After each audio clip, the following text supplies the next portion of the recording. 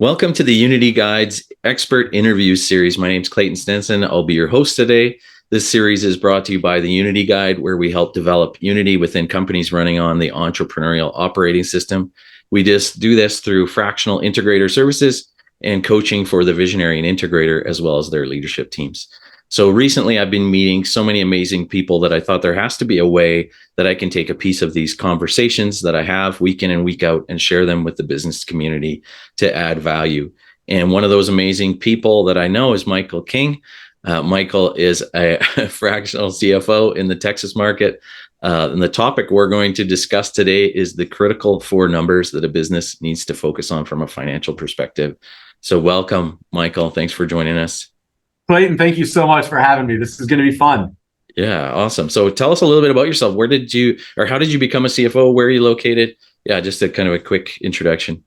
Yeah, sure. So I'm in Dallas, Texas, and I've had a very typical career in the finance world. I started my career off as a nuclear engineer in the Navy, sitting on submarines, and I spent 11 years tooling around in the Atlantic Ocean on submarines, making sure nuclear power plants didn't melt down. And after 11 years of that, I said, "Gosh, I'd really like to do something a little more exciting," because while nuclear power sounds cool, the truth is an exciting day in the world of nuclear reactors is by definition a really bad day. And so we typically pray for bad days and boring days, right? So I left the nuclear power world, and then I went to the next obvious place on a career to being a fractional CFO. I went to be an engineer in plywood manufacturing. And I went to a Georgia Pacific plywood mill in the middle of nowhere, Virginia. And through a random chain of events, about 12 months into my tenure there, I was promoted to run the facility. And we had 500 some odd employees, a very high 8-figure revenue range, pushing 9 figures in revenue. And in that role, I had P&L accountability, which was great, except for the fact that I didn't know what P or L stood for, much less how to be accountable for finances of this magnitude. So you see the very normal career path here. This is hilarious. Yeah. So every couple of weeks, the controller, and for your listeners that aren't familiar with the controller, kind of think of a senior accountant. Every 2 weeks, the controller, this lady named Miss Denise, white-haired, 65-year-old CPA, Southern Belle kind of lady, she brings me this stack of reports. And I'm like, yeah, just put those in my inbox, Denise. I'll take a look after lunch. And as soon as she'd leave my office, I'd start frantically like YouTubing, what is a P&L? What's a balance sheet? What is IRR? And as you might imagine, Clayton, you're not going to YouTube your way to managing the finances of a $90 million business. And so one day I get the courage and I go into Miss Denise's office. I said, "Miss Denise, I have no idea what I'm looking at." And she's like, "Bless your little heart," that Southern, "Bless your little heart, sit down." And she takes some of these reports and she starts to explain some of the concepts and the things that are in the reports. But what was happening, Clayton, is I quickly realized she's using like accounting terms to explain finance terms. It's a whole other language. And my head is literally spinning. And as I'm sitting there, I'm thinking to myself, I'm like, gosh, I'm a reasonably smart guy. I've got a nuclear engineering degree, and I can't for the life of me figure out what she's talking about. And so I said, "Time out, Miss Denise." I said, "What I really need from you is I need you to explain to me, how do I use these reports to make smarter decisions in the business tomorrow?" Right. And she pauses for a second and she says, "Well, sweetie, that's your job, not mine." And I was like, okay. But she wasn't wrong. That was my job. And so I decided to take my GI Bill money from my time in the military and to go get an MBA and really learn the language of business, specifically around finance and the numbers, because I was realizing I was a lot more passionate about business than I was engineering. And I'll never forget my first day in graduate level accounting or finance class. There's a little PhD at the front of the room who's teaching this stuff. And I, pen and paper in hand, I'm like, all right, now I'm going to learn the stuff. And he immediately started doing the same thing that Miss Denise did. Yeah. And what I started to learn is the people in the accounting world are a lot like software developers, a lot like engineers. They're great at communicating with each other, but they a lot of times have a hard time communicating with people outside of their ecosystem, outside of their world. And as I got into business, Clayton, you hear these statistics that 50% of small businesses fail in the first 5 years, 80% fail in the first 10 years. But when you start to peel the onion back and you say, well, why are these businesses failing? Rarely are they failing because of a bad product. Rarely are they failing because of providing a bad service.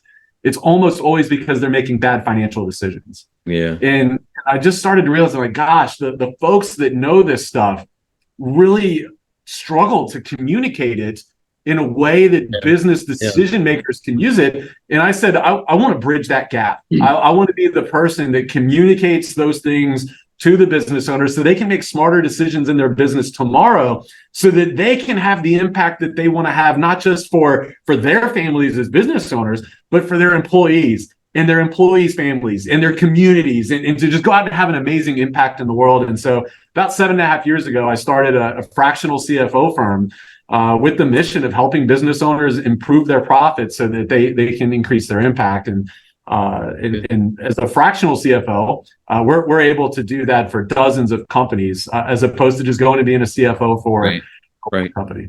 That's awesome. Well, that's a great segue into the topic today. So now you talked about there's 4 kind of key numbers that you need to focus on as a business owner. So tell us about that. What are the 4? Sure.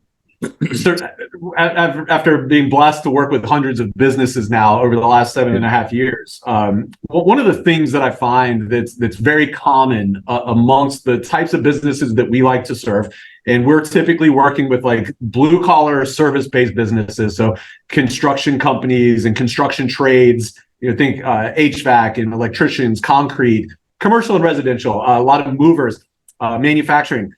A lot of these folks want to be able to use the numbers, but you get into QuickBooks as an example, and you quickly see that there are hundreds, if not thousands, of numbers in there. And it's like, gosh, where do I even start? What do I, as the visionary in the business, or even the integrator, what do I need to be looking at? And what I've realized over time is, yes, it's true that there are hundreds, if not thousands, of numbers, and many of them are very important. But as the business owner or the operations leader, there's really only 4 that you need to understand inside and out to be able to run the business at the highest level and make the smartest decisions. Now, as we get into these, Clayton, I will say there are other important numbers, and those other numbers need to be monitored and looked at. But let the bookkeeper, the accountant, the CFO look at those numbers. You, as the business owner and the primary decision makers, you've got to understand just 4 of them inside and out, and just that's just the simple thing. It feels manageable. So yeah, that's great. I'm excited to hear these. It is, and I'll say that as we get into this, Clayton, that to the extent that you and your senior leaders can understand how every decision you make in your business impacts one or more of these 4 numbers, you will be successful. And so it's really like asking you and your team these questions. So do you want to dive in? Like, what are the critical 4 numbers that we're talking about? Cool. So the first one's the easy one. This is the one that everybody knows. It's revenue.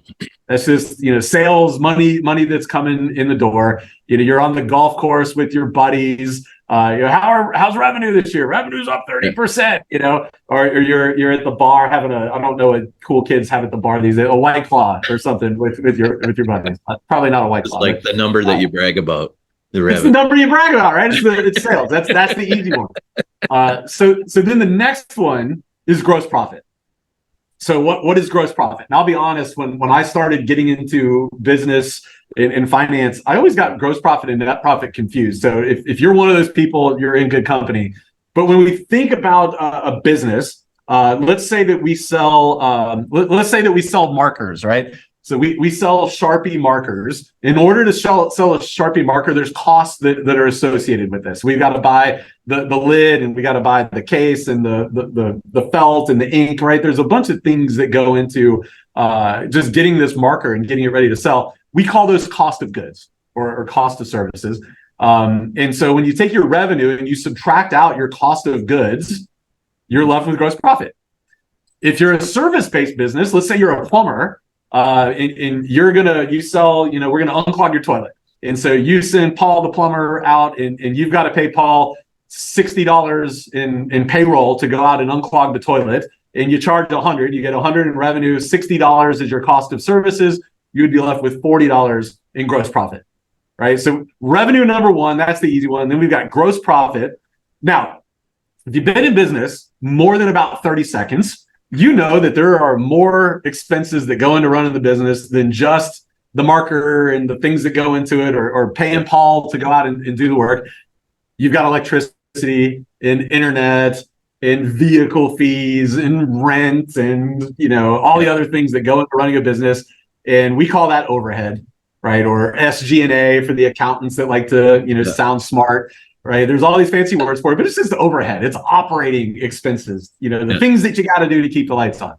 So we take our gross profit and we subtract those operating expenses, and we're left with the third of the critical four, which is net profit. Yeah. Right. That's the bottom line. Is a lot of people like, it's the last number on the P&L, which is why they call it the bottom line. Right. That's the money that's left over after you've run the business. And so we've got revenue, we've got gross profit, we've got net profit. Now, the fourth one, I would argue, is the most important. And interestingly, Clayton, a lot of people, I don't think they realize this. In the world of finance and accounting, right, there's like all these thousands of numbers. Literally all of them are imaginary. They're made up. Sometimes I'm convinced that accountants made them up just to keep them a job, right? They're all made up. You can't touch gross profit, right? You can't put your finger on owner's equity and all these other numbers. But there's one that's real. There's one that you can actually touch and put in your hands, and that's cash. Mm-hmm. It's cash. Mm-hmm. And that's the fourth of the critical four. So revenue, gross profit, net profit, and cash. And a lot of times people say, well, I get confused. What's the difference between net profit and cash? My P&L shows that I'm profitable. I'm paying lots of taxes on this profit, but I look in the bank. Where's the cash? No money there. My wife's like, where's the money? Show me the money. I'm like, oh, it's gone. And there's the reason for that is because net profit and cash are two different things. And so one of those questions that comes up is like, okay, cool. Well, what's the difference? Well, there's a lot of things that take cash out of the business that aren't necessarily cost of goods or operating expenses. So you think about things like distributions to the owner. You think about things like paying off loans. Right. A lot of us during COVID, we got PPP loans and we got EIDL loans. And so that cash came into the business 2-3 years ago. And now that cash is gone, but we're making payments on the loan. And so, or credit card payments or vehicle lease payments or whatever it may be. Those things don't show up on the P&L, but they cause cash to come out of the bank. And that's why there's a big difference there. And so you've got to not just look at net profit. You've also got to look at cash. And just again, after doing this for 7.5 years and working with all these businesses, I know for a fact that if as business owners in the business, if you'll just keep your eye on those critical four, and again, like run through how every decision you make in your business impacts each of the four of those, you can win. That's awesome. So what's your advice for someone who's, never really done a good job of keeping their eye on these four things? Like what would you say to them? So the best time to start was yesterday. The second best time to start is today. But I think before you say like, what's the best advice? I think we have to talk first about why is it that people tend to not keep their eye on this? Because, you go talk to 100 business owners, and if you ask them, hey, is it important to look at these kinds of numbers? All of them would say, yeah, absolutely. So it begs the question, well, why do more people not take a look at it? Why do we have so many businesses that are failing because of these bad decisions? And I think there's a couple of things that I've learned over the years, Clayton. One of them is people just have this mindset that I'm not a numbers gal or I'm not a numbers guy. I don't like doing that. And so I just, I wasn't good at math in school, and it just, I don't really like it. Intimidation factor, maybe. What's that? Maybe there's an intimidation factor there. If they weren't good at math or whatever, they just kind of avoid it. Hey, I'm a math guy, and this stuff intimidated me. And so it is. But the thing that I like to remind people is that, especially business owners that tend to be faith-based and mission-based and those kind of things, is like, look, yes, in business, mission is everything, but without money, we can't sustain the mission. And so there's this obligation. If the word stewardship means anything to you, you've got to overcome the intimidation or the fear factor, or this mindset that's I'm not a numbers guy or I'm not a numbers gal, and lean into it. And the cool thing is, when you just take it and break it down to the critical four, it's addition and subtraction. There's not even multiplication that's really going on. It's basic addition and subtraction. And I know that you can do that, whoever it is that's listening to this. And so just, let go of that. Like, yes, I wasn't a numbers person before. I'm not trying to be a numbers nerd now, but I know that there's these four things so that I can sustain the mission. I can have the impact that I set out to have when I started my business. I've just got to lean into this identity as somebody that takes a look at the numbers. The other thing that I hear a lot, Clayton, from people that haven't been looking at it is they have this mindset that's like, oh, my bookkeeper looks at that, or my CPA takes a look at those things. And I'm just like, that's great to have another set of eyes on it. But my guess is that you've got a lot riding on your business. You got a lot on the line. And I just think that there's too much at stake to say that I've outsourced the full responsibility and accountability of keeping an eye on those things. It's great to do that, but you got to own it. This is your business. This is your family. This is your employees and their families. And to just say that, oh, somebody else is looking at that, I think it shows that there's some maturity as an entrepreneur that's just got to happen there. Yeah, and I think about like Denise. It was Denise, right? The bookkeeper. That's Denise. Yeah. Right. Like that. Her response was, "Well, that's not my job. My job is to make sure the numbers are right. It's not my job to analyze them and tell you what to do." Right. I've experienced there is some bookkeepers and accountants that are good at that, like at analyzing numbers and doing advisory work, but it's not that common, right? Most of them, it's just their job to make sure that the numbers are right and that you have the numbers you want. But and I think that really brings up an important point, Clayton. You're right. That isn't their job.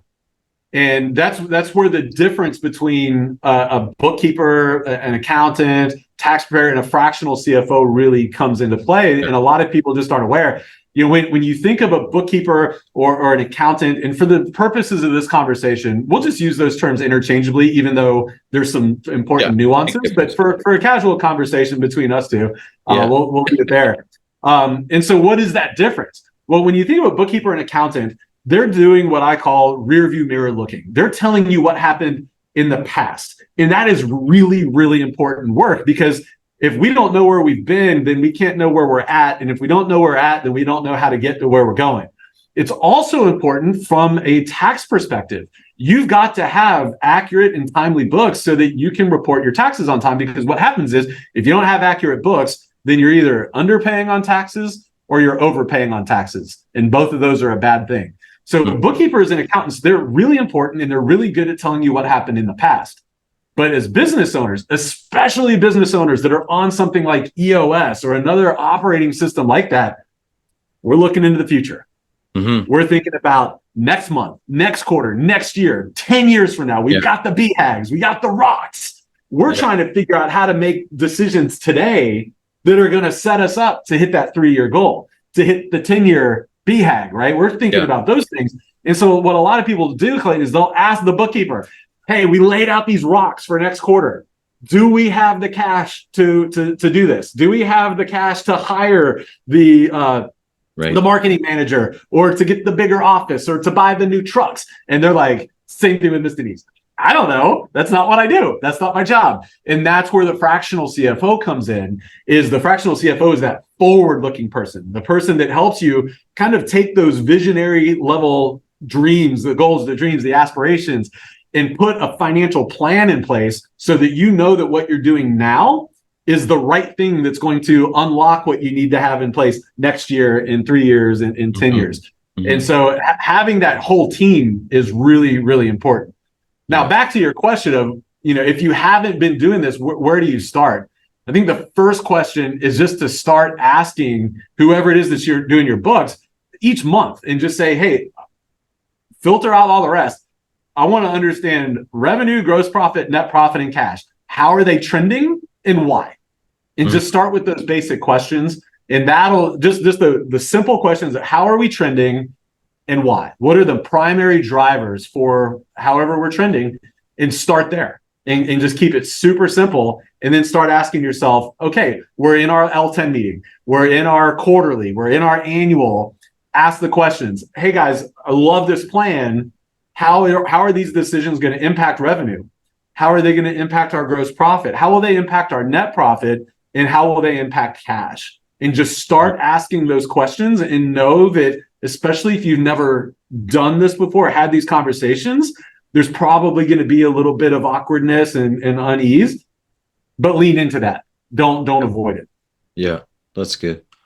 That's good. And I think about, like, I have a construction background. My first integrator role was with a construction company, and I've worked with lots of construction companies. And, sometimes I think when we chase that revenue number and we don't think about how we'll impact cash, we get into trouble, right? Like, oh, well, that's great. We got this huge job, right? But we don't recognize the fact that it's not going to be good cash wise, right? To take a big job, right? Because bigger jobs tend to pay slower, right? And so yeah, you're gonna have a lot of costs up front that you're gonna have to carry for 90 days or 120 days or months, year maybe, right? And so what would you say, like that's kind of what you're talking about, right? Like 100%. Yeah. In fact, I have a friend who's a CPA. So this is a professionally trained accountant. And through a random chain of events, she acquired a concrete company here in Dallas, a commercial concrete company. And they were primarily doing residential concrete. At the time she bought the company, they were doing about $500,000 a year, break even for the most part.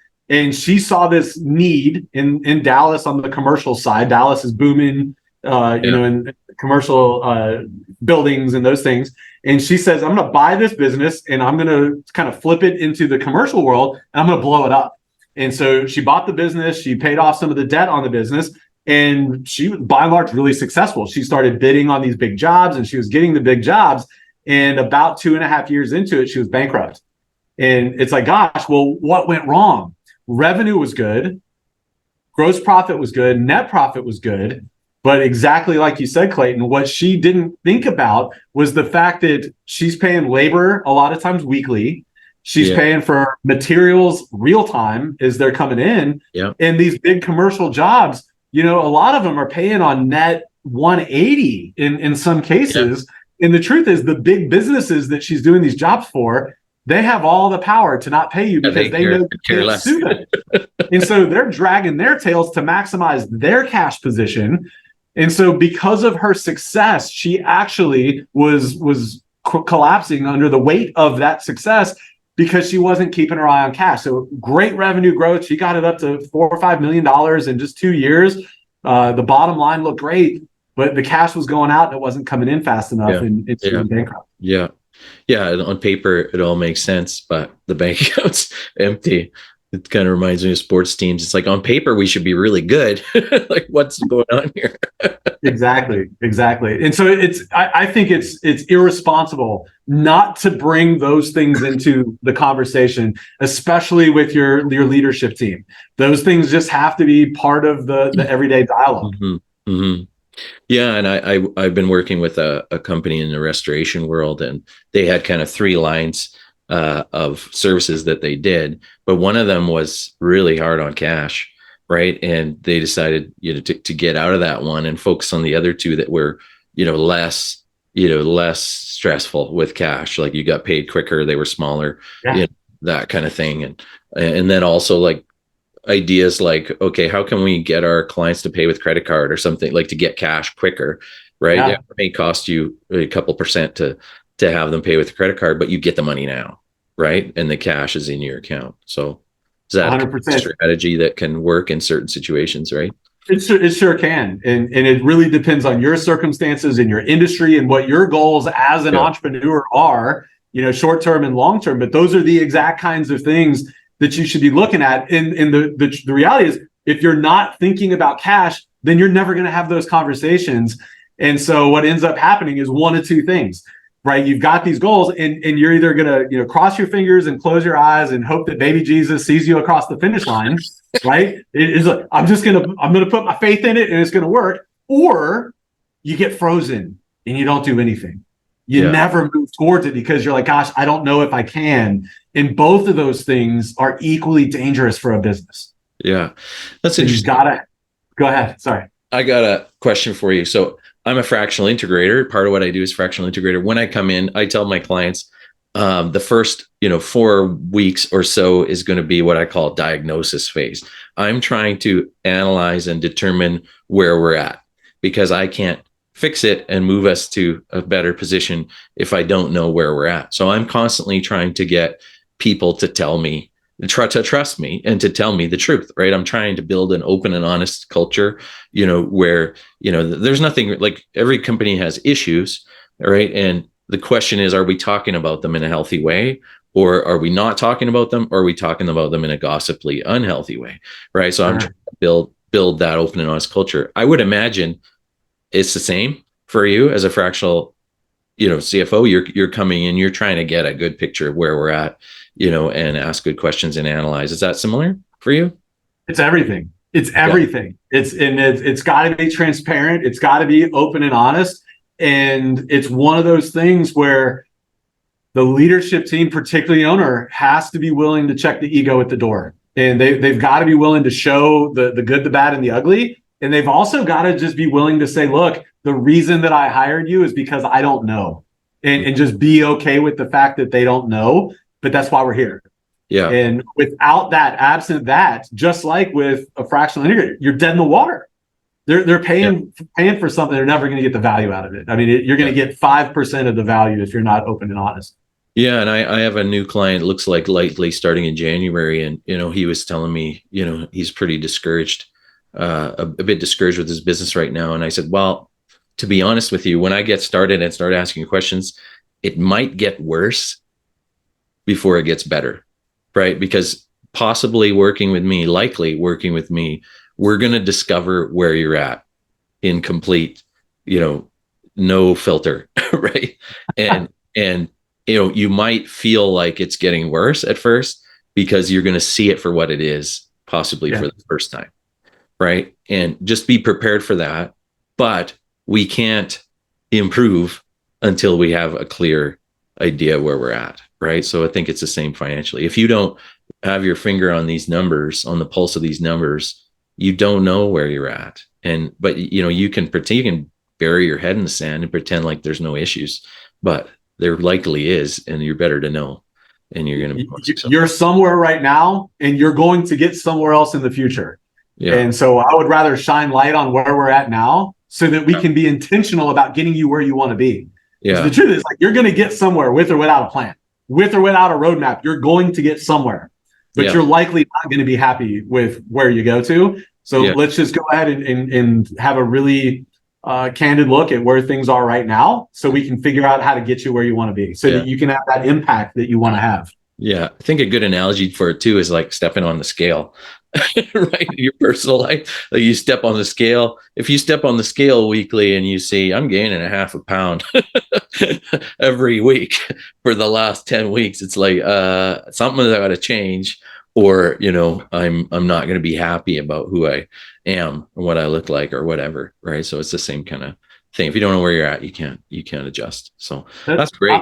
I'll tell you, Clayton, it is a tremendously empowering feeling, though, once you get past that discomfort and the vulnerability, and you get a month or 2 or 3 months into it, and you start to see yourself make decisions in a different way. When you realize that you just told your team, hey, we don't have the cash to do that today, but I can see that in May we will. Let's push this plan off 3 months. Or when you say, no, guys, we can actually do this sooner than we thought. We're getting to our goal sooner than we thought. And so we can push forward with this now. And you realize, you're like, wait a minute, I just did CEO stuff. Like, I just had a real CEO like conversation here. And just the empowerment and you just feel proud. And I'm like, you've got these dreams, this is how you unlock it. Like, this is the stuff of CEOs. It's not the private jets and the Instagram stuff. It's being able to sit with your leadership team and make informed decisions. And it feels good. That's cool. And I want that for everybody. It's awesome. Thank you for casting that hope, you know, and explaining that hope and what it can look like. So that's great. And I've seen it. I've seen it with my clients too, where you get to that point where it's like, we are really making progress here. Yeah. Right. And this is fun and this is exciting. So that's great. So awesome. Well, we're just about out of time. So if someone wants to learn more about you and what you do, how should they get in touch with you? Yeah, our website's KFE Solutions. So that's KFE, not KFC, but Kilo Foxtrot Echo Solutions.com. Or you can find me on LinkedIn under, if you just search Michael King CFO, I pretty much dominate all of LinkedIn that way. But I'd love to just connect and hear about your business and the impact that you're trying to make. Those keep me inspired and keep my team up and doing what we do. So thank you so much for having me, Clayton. This was a lot of fun. Thank you. And on behalf of our viewers, thank you, Mike, for coming, and thank you for sharing your passion. I can tell that you're very passionate about this, and I love your background. I love that you came out of kind of left field to become CFO, but you saw a need, you saw, somewhere that you could serve and add value, and became that. It's kind of similar to my own journey. I have a phys ed degree. Right. It's like, what does that have to do with what I'm doing now? I became a pastor, right? And now I'm a fractional integrator coach. Like, where did that come from? Right. But I think I discovered a gift inside of me, and I discovered a need that could be met by that gift. And I just continued down that path. So awesome. Love it. So if today's interview added value to you, please subscribe to this channel for future interviews with experts in the world of business.